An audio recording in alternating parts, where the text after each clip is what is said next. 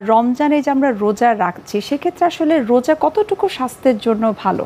রোজা এখন বৈজ্ঞানিকভাবে প্রমাণিত যে জাপানি বিজ্ঞানী ওসুমি উনি নোবেল প্রাইজ পেয়েছেন তো অটোফেজি আবিষ্কার করার মাধ্যমে। তো ইতিপূর্বে তো আমরা এটা সবাই রোজা রাখি, এটা ফরজ ইবাদত। 1400-1500 বছর ধরে আমরা এক মাস রোজা রাখছি।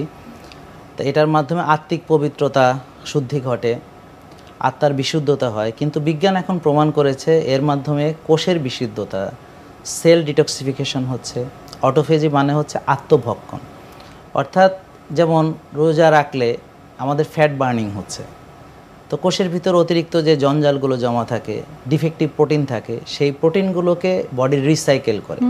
যেমন অনেকগুলো ভাঙা কাঁচ থেকে একদম নতুন গ্লাস তৈরি করার মতো। তো যেই প্রোটিনগুলো কাজে লাগে না ওটাকে নষ্ট করে ফেলে, আর যেই প্রোটিনগুলোকে পুনর্ব্যবহার করা যায় সেটাকে আবার রিসাইকেল করে নতুন নতুন সেলের ভিতরে তৈরি করে আমাদের নতুন শক্তির আধার বা প্রয়োজনীয় বিভিন্ন কার্যক্রম সেগুলো পরিচালনা করে। কোষের ভিতরে যে খারাপ যে জিনিসগুলো আছে সেগুলোকে মেরে ফেলে ভালো কিছু দিয়ে এটাকে প্রতিস্থাপন করা হয়। এছাড়াও ডিটক্সিফিকেশন হচ্ছে, ইনফ্লামেশন কমছে। তো এর মাধ্যমে দেখা যাচ্ছে যে 60-70টা রোগ আমাদের ভালো হচ্ছে। যেই রোগগুলোর মূল কারণ হচ্ছে সেলুলার ওভারলোড, কোষে অতিরিক্ত চর্বি জমে থাকা, ইনফ্লামেশন, টক্সিসিটি ইত্যাদি। যেমন উদাহরণস্বরূপ বলা যায় ডায়াবেটিস, উচ্চ রক্তচাপ। রমজান মাস ছাড়াও কিন্তু আমরা অনেকেই আছে যারা রোজা রাখতে চান সুস্থ থাকার জন্য, সেক্ষেত্রে এছাড়া আর কি কি উপকার পেয়ে থাকে রোজা রাখার মাধ্যমে? রোজা রাখার মাধ্যমে যেমন কেউ ওজন কমাতে চাচ্ছে, আমরা তো ইবাদত মনে করে রাখছি, বাট সে যদি সঠিক নিয়ম মেনে রোজা রাখে তার অতিরিক্ত যে ওজন কমে যাবে।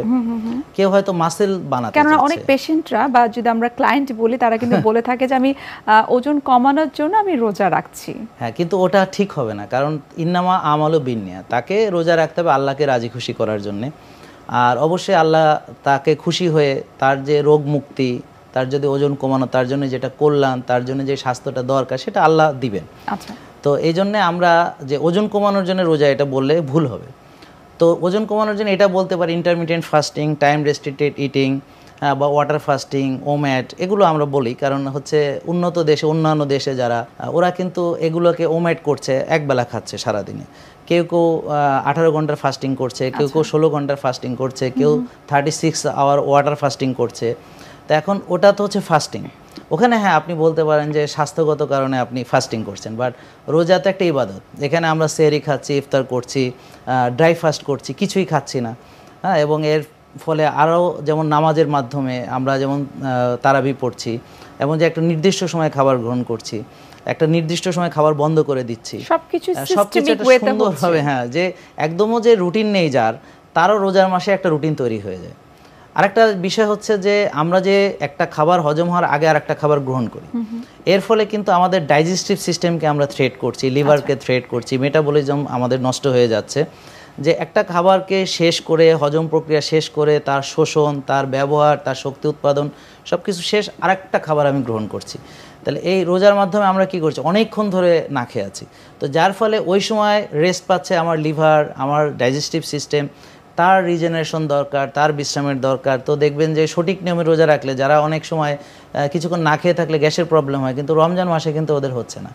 আর তারা যদি ইফতারিতে ওই ভাজা পোড়া না খায় তাহলে তারা আরেকটু বেটার ফিল করবে। আচ্ছা, তো এর মাধ্যমে দেখা যাচ্ছে যে রোজা সঠিক নিয়মে রাখতে পারলে অনেকগুলো রোগ থেকে আমরা বাঁচতে পারি।